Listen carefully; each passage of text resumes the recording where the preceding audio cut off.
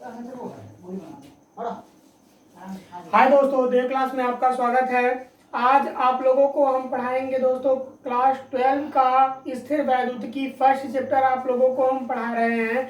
और उसमें आप लोगों को गॉस का अनुप्रयोग बताए थे कि गॉस के निम्नलिखित 3 अनुप्रयोग होते हैं। दोस्तों कल आप लोगों को हम किसी रेखीय तार के ऊपर आवेश पर वैद्युत क्षेत्र की तीव्रता निकाल चुके थे। दोस्तों आज आप लोगों को हम बताएंगे कि गोलीय कोश में कैसे वैद्युत क्षेत्र की तीव्रता निकाली जाती है। ठीक है दोस्तों, इसको जानना बहुत जरूरी होता है। दोस्तों थोड़ा सा ये वीडियो आपको लॉन्ग बनाया जा रहा है, लेकिन इसको आप इस वीडियो को आप पूरा देखिएगा दोस्तों। ठीक है, तो आइए अब हम बात करेंगे कि एक समान आवेशित पतली गोलीय कोश के कारण विद्युत क्षेत्र की तीव्रता क्या होती है।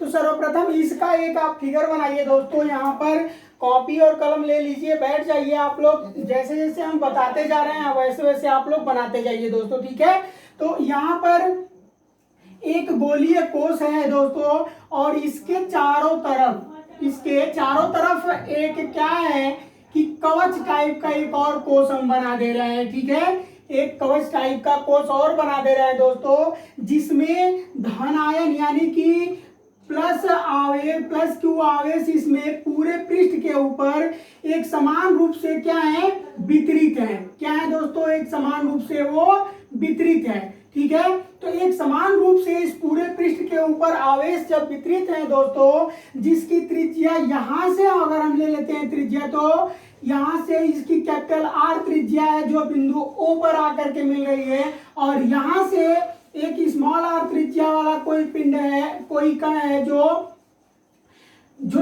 इस कोश के दूसरे पृष्ठ पर टच कर रहा है, तथा यहां से किसी दूरी पर स्थित कोई एक कण पी है, कोई एक कण क्या है, पी है। ठीक है दोस्तों, और यहाँ इसी बिंदु पर हम लोगों को वैद्युत क्षेत्र की तीव्रता की गणना करना है।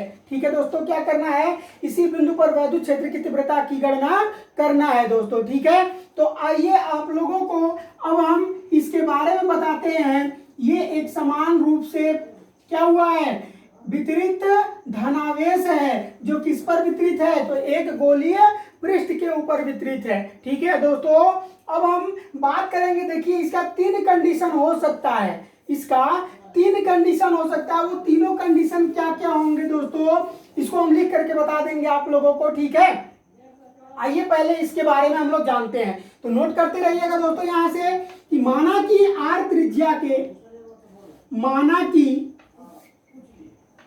कैपिटल आर त्रिज्या का एक वृत्तीय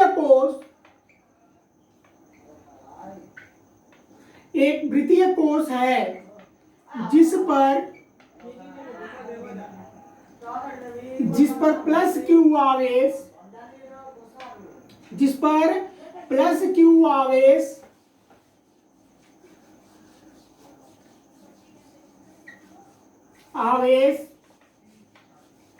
एक समान रूप से वितरित है। देखिए दोस्तों, यहाँ पर वितरित हम लिख रहे हैं, वितरित का मतलब चारों तरफ एक समान रूप से फैला हुआ। ठीक है दोस्तों, वितरित का मतलब होता है फैलना। ठीक है ना, तो एक समान रूप से इस पूरे पृष्ठ के ऊपर क्या हुआ है, आवेश फैला हुआ है। ठीक है, आवेश यहाँ पर वितरित है, जिसके कारण किसी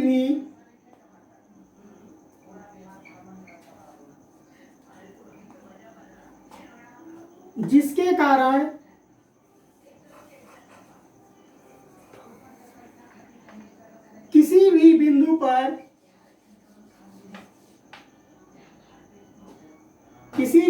पर विद्युत क्षेत्र की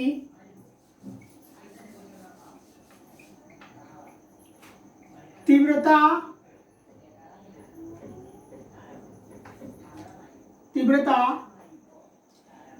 3 रूपों में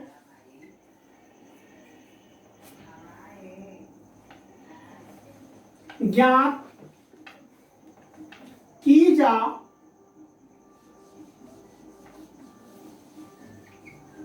सकती है। ठीक है दोस्तों, देखिए ये कह रहा है कि माना कि r त्रिज्या का एक वृत्तीय कोश है, ये कैपिटल R त्रिज्या का एक वृत्तीय कोश है दोस्तों, जिस पर प्लस क्यू आवेश, इस कोश के ऊपर क्या है, प्लस क्यू आवेश एक समान रूप से वितरित है, जिसके कारण किसी भी बिंदु पर, कह रहा है जरूरी नहीं कि यहीं पर बिंदु हम मान सकते हैं दोस्तों, यहां भी माना जा सकता है, यहां भी माना जा सकता है, यहां भी माना जा सकता है, यहां भी माना, मतलब इस वृत्त के किसी भी, इस वृत्त को कह लो या पृष्ठ कह लो, ठीक है, या इसको पृष्ठ भी आप बोल सकते हो, वृत्त के ऊपर या पृष्ठ के ऊपर कहीं भी वैद्युत क्षेत्र की गणना हम लोग, वैद्युत क्षेत्र की तीव्रता तीन रूपों में हम लोग क्या कर सकते हैं, ज्ञात कर सकते हैं दोस्तों। तो पहला जो है वो पहला रूप आपका है दोस्तों कि जब बिंदु गोलीय कोश, जब कोई, आइए अब यहां पर देखो ये तीन रूपों में इसको बताया जा सकता है। ठीक है, कह रहा है कि क्षेत्र की, वैद्युत क्षेत्र की, विद्युत क्षेत्र की तीव्रता तीन रूपों में ज्ञात की जा सकती है। कह रहा है, पहला पॉइंट कह रहा है दोस्तों कि जब बिंदु गोलीय कोश के अंदर हो, यानी कि यह आपका कोई सर्कल है और इस सर्कल के अंदर कोई बिंदु, यहां पर गोलीय कोश का बिंदु अंदर हो, ठीक है ना, गोलीय कोश के अंदर अगर कोई बिंदु हो तब वैद्युत क्षेत्र की तीव्रता ज्ञात की जा सकती है दोस्तों। उसके बाद इसको आप दूसरा पॉइंट कर लीजिए और इसको आप तीसरा पॉइंट कर लीजिए। ठीक है दोस्तों, कोई दिक्कत नहीं है, इसको भी आप तीसरा दूसरा कर सकते हो, कोई दिक्कत नहीं है, ठीक है ना। तो यहां पर कह रहा है दूसरा पॉइंट कि जब बिंदु गोलीय कोश के पृष्ठ पर हो, यानी कि यह आपका एक गोलीय कोश है दोस्तों और इसी बिंदु के, इसी गोलीय कोश के पृष्ठ पर जब कोई बिंदु रखा हो तब वैद्युत क्षेत्र की तीव्रता कितनी होती है। ठीक है दोस्तों, उसके बाद आपका तीसरा पॉइंट कह रहा है कि जब बिंदु गोलीय कोश के बाहर रखा हो, जब गोलीय कोश के इस बाहर हम लोग इस बिंदु को क्या कर रहे हैं, रख दे रहे हैं दोस्तों, तब वैद्युत क्षेत्र की तीव्रता क्या होगी। ठीक है दोस्तों, समझ में आया आप लोगों को। कह रहा है कि अगर बिंदु गोलीय कोश के अंदर हो, यानी कि गोलीय ये कोश है और इसके अंदर अगर बिंदु है, ठीक है, तो उस पर वैद्युत क्षेत्र की तीव्रता कितनी होगी। दूसरा कह रहा है दोस्तों कि अगर गोलीय पृष्ठ के ऊपर किसी बिंदु को रख दिया जाए तब विद्युत क्षेत्र की तीव्रता कितनी होगी, और इसी बिंदु को भैया बाहर अगर रख दिया जाए गोलीय कोश के तो विद्युत क्षेत्र की तीव्रता कितनी होगी। ठीक है दोस्तों, तो इसको हम रफ कर दे रहे हैं दोस्तों और पहले पॉइंट को हम नोट कर दे रहे हैं ताकि समय आपको कम लगे दोस्तों, समय बहुत लॉन्ग हो जाएगा दोस्तों, इसलिए हम कुछ यहाँ पर नोट कर देंगे, इसको आप स्क्रीनशॉट कर लीजिए और इसके पहले पॉइंट के बारे में आप लोगों को अब हम पढ़ाएंगे। ठीक है दोस्तों, इसका स्क्रीनशॉट करिए। पहला पॉइंट आप लोगों का कह रहा है दोस्तों कि जब बिंदु गोलीय कोश के अंदर हो, जब बिंदु गोलीय कोश के अंदर हो तो आवेश का जो मान होता है दोस्तों वो क्या होता है, शून्य होता है। क्या होता है दोस्तों, आवेश का मान जो होता है वो शून्य होता है। तो नोट कर लीजिए आप लोग, जब बिंदु गोलीय कोश के अंदर हो देन तब लिख लीजिए आप लोग यहाँ पर, ठीक है, देन तब ये हो जाएगा दोस्तों, किसी भी गोलीय कोश के अंदर, किसी भी गोलीय कोश के अंदर, गोलीय कोश के अंदर आवेश का मान शून्य होता है। अर्थात ये हो जाएगा दोस्तों आप लोगों का, अर्थात आप लोग नोट कर सकते हैं Q बराबर जब शून्य हो गया दोस्तों, ठीक है, Q बराबर शून्य हो गया। देखिए दोस्तों एक चीज आप लोगों को हम बता दे रहे हैं, ठीक है, इससे पहले हम लोगों को जो थर्ड पॉइंट है पहले हम लोगों को उसको जानना होगा। ठीक है ना, यहां से भी आप डायरेक्ट रख सकते हो लेकिन थोड़ा सा आपके लिए उलझन बन जाएगा। ठीक है, यहां से हम डायरेक्ट तो यहां से रख सकते हैं, ठीक है, Q बराबर क्या रख सकते हैं, 0 जब हो गया हमारा अंदर की तरफ आवेश का मान शून्य है दोस्तों, तब ये हो जाएगा आपका ई बराबर आप लोग क्या पढ़े हैं 1/4 पाई एप्सिलॉन 0 क्यू बटा आर स्क्वायर पढ़े हैं दोस्तों। अब हम यहाँ पर क्या रख देंगे कि ई बराबर जब 1/4 पाई एप्सिलॉन 0 और क्यू के जगह पर 0 रख देंगे बटा में आर स्क्वायर हो जाएगा दोस्तों। ये पूरा मान आपका क्या हो जाएगा 0 हो जाएगा, अर्थात ई बराबर आपका क्या हो गया यहाँ पर 0 हो गया। लेकिन दोस्तों आपके दिमाग में ये बात आ रही होगी कि ये आखिर सर जी आप कहाँ से ला दिए हैं।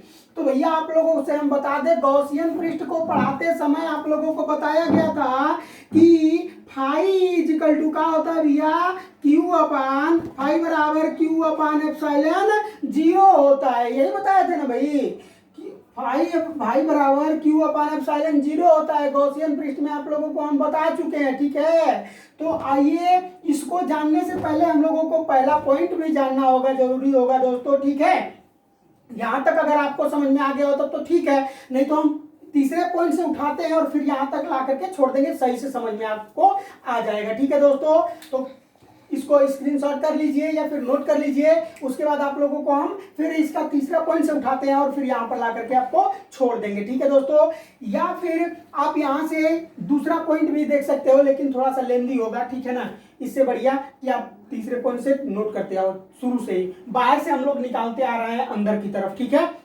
बाहर से अंदर की तरफ निकालते हैं कि जब बिंदु गोलीय कोश के बाहर हो, जब बिंदु गोलीय कोश के बाहर हो तब वैद्युत क्षेत्र की तीव्रता हमको गणना करना है दोस्तों। तो यहाँ पर आप लोगों को लिख लीजिएगा, ठीक है। यहाँ पर हम इसलिए उतार दिए दोस्तों ताकि समय थोड़ा सा कम लगे, ठीक है दोस्तों। अन्यथा ऐसे भी हम लिखवा दिए होते आप लोगों को, समय बचाने के लिए हम पहले यहाँ पर नोट कर दिए हैं, ठीक है दोस्तों। तो लिख लीजिएगा आप लोग कि माना गोलीय कोश के बिंदु O से R दूरी पर स्थित बिंदु P है। यह कोई गोलीय कोश है दोस्तों और इसके बिंदु O से R दूरी पर स्थित यहां से और यहां तक की बीच की दूरी जो है वो कैपिटल R है दोस्तों। कहां गया, यहां पर बिंदु O से R दूरी पर स्थित बिंदु P है, जिस पर विद्युत क्षेत्र की तीव्रता की गणना करना है, ठीक है दोस्तों। विद्युत क्षेत्र की तीव्रता की गणना करना है, ठीक है दोस्तों। अब आइए आप लोगों को बताते हैं, नीचे कह रहा है कि चूंकि बिंदु O को केंद्र मानकर, यहां पर इसी चीज को यहां पर पूरा लिखा गया दोस्तों, ठीक है ना। चूंकि बिंदु O को केंद्र मानकर स्मॉल r त्रिज्या का एक दूसरा गोला खींचा जाए।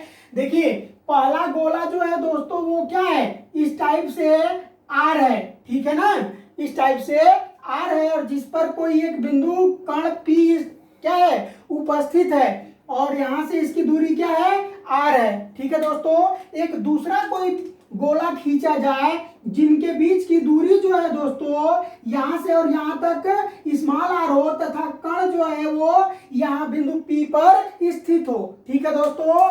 कह रहा है कि बिंदु P से होकर गुजरता हो तथा गॉसियन पृष्ठ की भांति कार्य करता हो, जिसके कारण इस पर आवेश एक समान रूप से वितरित हो जाते हैं, ठीक है दोस्तों। गॉसियन पृष्ठ आप लोगों को हम क्या बताए थे दोस्तों कि जब एक समान रूप से कोई भी आवेश एकांक लंबाई पर जब कोई आवेश वितरित होता है तो वो आपका वैद्युत फ्लक्स कहलाता है दोस्तों। एकांक आवेश जो है कि किसी भी पृष्ठ के ऊपर जब चारों तरफ वितरित हो जाता है तो वही वैद्युत फ्लक्स कहलाता है और उस पृष्ठ की भांति यह भी पृष्ठ कार्य आपका करता है, ठीक है दोस्तों। तो ये हो गया आपका रूप से वितरित हो जाते हैं। अतः बाह्य कोश के बंद पृष्ठ से होकर गुजरने वाला संपूर्ण विद्युत फ्लक्स निकालेंगे दोस्तों। इस पूरे पृष्ठ के ऊपर हम लोग क्या निकालेंगे, विद्युत फ्लक्स निकालेंगे, ठीक है दोस्तों। इस पूरे पृष्ठ के ऊपर विद्युत फ्लक्स निकालेंगे और इसको आप नोट कर लीजिए, ठीक है। इसको आप स्क्रीनशॉट कर लीजिए या फिर नोट कर लीजिए, फिर आपको हम डेरिवेट करके बताते हैं। होकर गुजरने वाला विद्युत फ्लक्स हम ज्ञात करेंगे दोस्तों। तो यहां पर आपका ये हो जाएगा फाई ई बराबर E D S cos theta आप लोग पढ़े हैं। ठीक है दोस्तों, क्या पढ़े हैं? फाई बराबर E D S cos theta पढ़े हैं। गॉसियन पृष्ठ को हम गणना किए हैं दोस्तों, तो इतना बराबर हम इतना पढ़े हैं। लेकिन यहां पर आप लोगों को हम बता दें दोस्तों, तो जो ये डी एस कॉस थीटा है, तो कॉस थीटा तो भैया है, तो है वो, तो ठीक है, वो ठीक है ना। लेकिन डी एस से थोड़ा सा हमारे दिमाग में चल रहा है, कुछ खुराफाती मच रहा है। आपके दिमाग में ये नहीं आया होगा कि सर जी आप डीएस क्यों लिखे हैं? जब संपूर्ण पृष्ठ की बात आप कर रहे हैं तो डीएस क्यों लिखे हैं? क्योंकि डीएस दोस्तों आप लोगों को हम बता दें कि अल्पांश क्षेत्रफल के लिए यूज किया जाता है। लेकिन यहाँ पर हम संपूर्ण पृष्ठ के बारे में बात कर रहे हैं ना। संपूर्ण जब पृष्ठ के बारे में बात करेंगे तो यहाँ पर डीएस के जगह पर हम लोग क्या लिख सकते हैं दोस्तों? केवल एस लिखा जा सकता है। क्या लिखा जा सकता है? केवल एस लिखा जा सकता है। आपके बुक में डी ए दिया होगा, ठीक है, डी ए भी दिया होगा, तो इसके जगह पर आप लोग क्या लिखोगे? केवल ए लिखोगे। ठीक है दोस्तों, तो अब यहां पर आप नोट कर सकते हैं, ये हो जाएगा आपका फाई ई बराबर संपूर्ण पृष्ठ के लिए हम निकाल रहे हैं वैद्युत फ्लक्स, तब ये हो जाएगा ई एस कॉस थीटा। क्या हो जाएगा दोस्तों? ई एस कॉस थीटा हो गया। क्योंकि थीटा बराबर हमारा 0 अंश है भैया, ठीक है, कॉस थीटा बराबर 0 अंश है, तब ये हो जाएगा, उसी के दिशा में निकल रहा है ना, तब ये कॉस थीटा बराबर 0 अंश हो गया दोस्तों। ये हो जाएगा आपका ई एस, और कॉस 0 अंश का मान क्या होता है? कॉस 0 अंश का मान क्या होता है दोस्तों? तो 1 होता है। यानी फाई ई बराबर ई एस इंटू क्या हो जाएगा? कॉस 1 हो जाएगा। भैया इसका मल्टीप्लाई इसमें करोगे, कोई परिवर्तन होगा? नहीं होगा। होगा कि नहीं होगा परिवर्तन? नहीं होगा। ठीक है, तो आप इसको क्या लिख सकते हो दोस्तों? फाई ई बराबर ई एस केवल लिख सकते हो। ठीक है दोस्तों, अब यहां पर ये हो गया इतना। ठीक है, अब हम लेंगे गॉसियन पृष्ठ के अनुसार। क्या करेंगे दोस्तों? तो गॉसियन पृष्ठ के अनुसार लेंगे। ठीक है दोस्तों, यहां पर गॉसियन पृष्ठ के अनुसार आपको बताते हैं, ठीक है ना। आइए देखते हैं। अब यहां पर फाई ई बराबर ई एस हो गया, ठीक है ना। अब चूंकि आप लोग जानते हैं दोस्तों कि गोले का संपूर्ण पृष्ठ का क्षेत्रफल कितना होता है? पृष्ठ का क्षेत्रफल कितना होता है? 4 पाई आर स्क्वायर होता है कि नहीं होता है? तो अब ये बताइए कि हम लोग 4 पाई आर स्क्वायर एस के जगह पर रख सकते हैं ना। तब ये हो जाएगा आपका दोस्तों ई बराबर 4 पाई बराबर e into 4 pi r square. ठीक है दोस्तों, इसको आप इक्वेशन नंबर फर्स्ट मान लीजिए। क्या मान लीजिए? इक्वेशन नंबर फर्स्ट मान लीजिए। अब गॉसियन पृष्ठ के अनुसार निकालेंगे, तो नोट कर लीजिएगा, गॉसियन पृष्ठ के अनुसार हम लोग क्या पढ़े हैं दोस्तों कि फाई ई बराबर क्या होता है? फाई ई बराबर हम लोग पढ़े हैं क्यू बटा में क्या पढ़े हैं? एप्सिलॉन 0 पढ़े हैं। ठीक है, क्यू बटा में एप्सिलॉन 0 पढ़े हैं, तो इसको समीकरण नंबर आप 2 मान लीजिए। ठीक है दोस्तों, अब समीकरण नंबर 1 और 2 से देख लीजिए। यहाँ पर समीकरण नंबर 1 और 2 से जब हम देखेंगे दोस्तों, तो ये हो जाएगा समीकरण नंबर 1 और 2 से कंपेयर करेंगे तो फाई ई बराबर इतना निकाल चुके हैं, और यहाँ भी फाई ई बराबर इतना है, तो दोनों का कंपेयर कर देंगे। तो नोट कर लीजिए आप लोग, समीकरण 1 व 2 से। ठीक है दोस्तों, अब समीकरण नंबर 1 हमारा क्या है? तो ई 4 पाई आर स्क्वायर, और ये हो जाएगा आपका कितना दोस्तों? बराबर क्यू बटा एप्सिलॉन 0 हो जाएगा। अब यहां से आप मल्टीप्लाई इसमें कर दीजिए दोस्तों, तो ई बराबर ये क्या हो जाएगा दोस्तों? 4 पाई, सॉरी, यहां पर ये हो जाएगा e 4 pi epsilon 4 pi r square epsilon 0 is equal to q हो गया। ठीक है, कितना हो जाएगा? ई बराबर 4 पाई आर स्क्वायर एप्सिलॉन से इसमें मल्टीप्लाई कर दिए हैं दोस्तों। ठीक है ना, तब ये इतना हो गया। अब यहाँ पर थोड़ा सा आप लोगों को हम करके दिखा देते हैं दोस्तों। ठीक है, थोड़ा सा जगह कम पड़ रहा है, तो इसको उठा करके हम यहाँ कर दे रहे हैं, ये आर स्क्वायर है। ठीक है ना, अब यहाँ पर हम लोग ई बराबर निकाल देंगे दोस्तों, तो ई बराबर क्या हो जाएगा? क्यू बटा में 4 पाई आर स्क्वायर एप्सिलॉन 0। ये आपका सूत्र कंप्लीट हो गया। ठीक है दोस्तों, ये आपका सूत्र प्रूफ हो गया। ठीक है, या फिर आप इसको एक और रूप में लिख सकते हो दोस्तों। वह कौन सा रूप होगा भैया, तो आइए देख लेते हैं हम लोग। ये हो जाएगा, आपको यहां हम बता देते हैं दोस्तों। ठीक है ना, ये हो जाएगा आपका E बराबर 1/4 पाई एप्सिलॉन 0 और ये हो जाएगा Q बटा में R स्क्वायर। ठीक है दोस्तों, समझ में आया। इसको दूसरे रूप में यहां पर हम नोट कर दिए हैं। ठीक है दोस्तों, अब इसके दूसरे पॉइंट के हम बारे में बात करेंगे। ठीक है, इसको आप स्क्रीनशॉट कर लीजिए या फिर नोट कर रहे हैं तब तो बेटर है आपके लिए। ठीक है दोस्तों, इसको आप नोट करिए। ठीक है, अब हम दूसरा पॉइंट बताएंगे। ओके, जब गोलीय कोष पृष्ठ पर हो तब, अर्थात यहां पर अगर मान लिया जाए दोस्तों कोई गोला है, ठीक है ना, और इसी के पृष्ठ के ऊपर कोई गोलीय कोष आ जाए, तब यहां से यहां तक की दूरी आपकी क्या हो जाएगी, यहां पर कोई एक पृष्ठ है, ठीक है ना, यहां से यहां तक r हो जाएगा और यहां से यहां तक की दूरी आपकी क्या हो जाएगी, स्मॉल r हो जाएगी। देन तब ये हो जाएगा आपका दोस्तों, तब ये हो जाएगा क्या हो जाएगा, स्मॉल r बराबर कैपिटल R। तब आप रख सकते हो दोस्तों E बराबर 1/4 पाई एप्सिलॉन 0 और यहां पर हम लोग क्या रख सकते हैं दोस्तों, Q के जगह स्मॉल r के जगह पर कैपिटल R रख सकते हैं कि नहीं रख सकते हैं। तब ये हो जाएगा कैपिटल R स्क्वायर। ठीक है दोस्तों, ये आपका जब गोलीय कोष पृष्ठ पर हो तब, ठीक है ना, जब कोई गोलीय कोष या कण जो है पृष्ठ पर हो तब के लिए आपका फार्मूला ये हो जाता है। ठीक है दोस्तों, उसके बाद ये कह रहा है कि अगले पॉइंट में कि जब बिंदु गोलीय कोष के अंदर हो देन तब ये हो जाएगा दोस्तों, ठीक है ना, किसी भी गोलीय कोष के अंदर आवेश का मान जो होता है वो क्या होता है, शून्य होता है। तो नोट कर लीजिए, देन तब आवेश का किसी भी, नोट कर लीजिए यहां पर, अब किसी भी गोलीय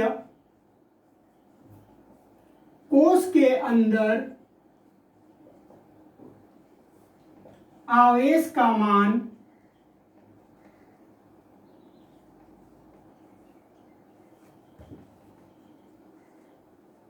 शून्य होता है। ठीक है दोस्तों, जैसे बता दें आप लोगों को, ये कोई गोलीय कोष है और इसके अंदर कोई एक बिंदु रख दिया जाए तो इस पर आवेश का जो मान होता है वो क्या होता है, शून्य होता है, क्योंकि आवेश तो इसके पृष्ठ पर वितरित होता है ना दोस्तों, इसलिए अंदर की तरफ क्या होगा, शून्य हो जाएगा। और यहाँ पर आप लोगों को हम पहले ही ये चीज बता चुके हैं दोस्तों। ठीक है, तब ये हो जाएगा आपका Q बराबर यदि 0 हो गया, जब Q बराबर हम 0 कर दिए दोस्तों, तब वैद्युत क्षेत्र की तीव्रता E बराबर 1/4 पाई R स्क्वायर और ये हो जाएगा आपका इंटू Q की जगह पर हम लोग क्या रख देंगे, 0 बटा में ये क्या हो जाएगा आपका एप्सिलॉन है यहाँ पर ना भैया, एप्सिलॉन 0 और ये हो जाएगा आपका R स्क्वायर, यानी कि पूरा मान आपका क्या हो जाएगा दोस्तों, E बराबर 0, यानी अंदर की तरफ वैद्युत क्षेत्र की तीव्रता जो होती है वो शून्य होती है। ठीक है दोस्तों, तो दोस्तों अगर ये वीडियो आप लोगों को पसंद आया हो दोस्तों तो इसको लाइक करिए ताकि हमारा मनोबल और बढ़ता रहे दोस्तों।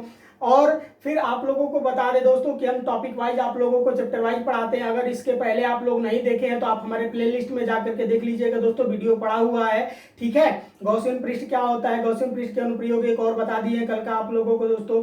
और अधिक से अधिक इस वीडियो को अपने दोस्तों में शेयर कीजिए दोस्तों, क्योंकि लॉकडाउन का माहौल चल रहा है और लॉकडाउन में आप भला करेंगे किसी का तो भला ही होगा। जैसे आप पढ़ ले रहे हो दोस्तों उस तरह से अपने दोस्तों के बारे में भी थोड़ा सा ख्याल आप रखिए और इस वीडियो को लाइक करना ना भूलिए दोस्तों। कोई भी चीज समझ में नहीं आ रही है तो आप हमारे कमेंट बॉक्स में कमेंट करके आप हमको बता सकते हैं दोस्तों। ठीक है, धन्यवाद।